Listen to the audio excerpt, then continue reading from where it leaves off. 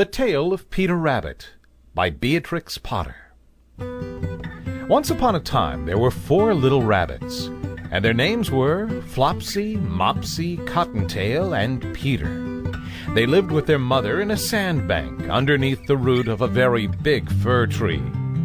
"Now, my dears," said old Mrs. Rabbit one morning, "you may go into the fields or down the lane, but don't go into Mr. McGregor's garden. Your father had an accident there.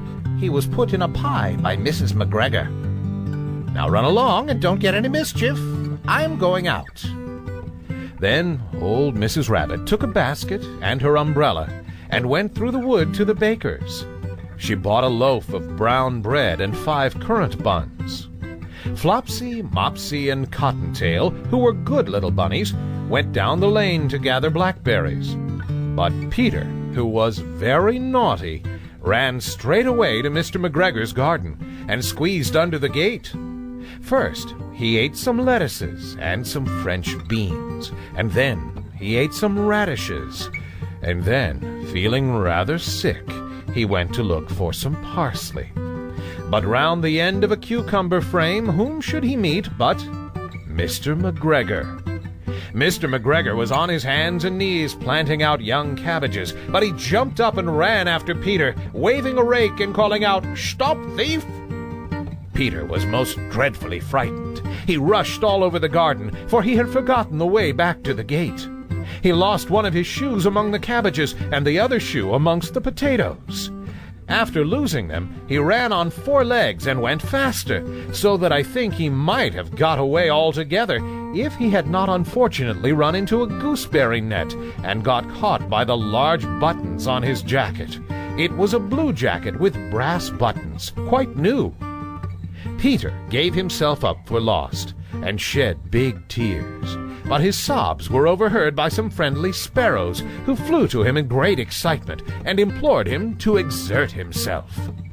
Mr. McGregor came up with a sieve, which he intended to pop upon the top of Peter, but Peter wriggled out just in time, leaving his jacket behind him, and rushed into the tool shed and jumped into a can.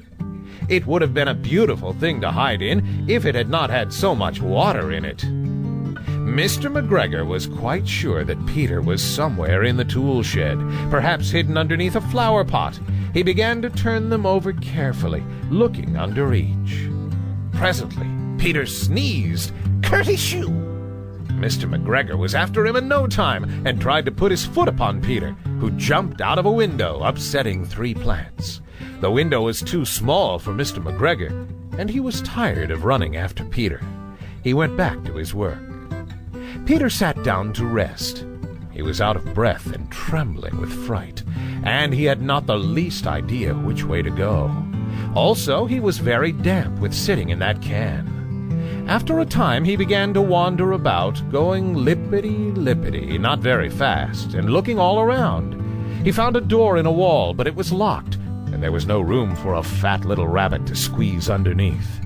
An old mouse was running in and out over the stone doorstep, carrying peas and beans to her family in the wood. Peter asked her the way to the gate, but she had such a large pea in her mouth that she could not answer. She only shook her head at him. Peter began to cry. Then he tried to find his way straight across the garden, but he became more and more puzzled. Presently he came to a pond where Mr. McGregor filled his water cans.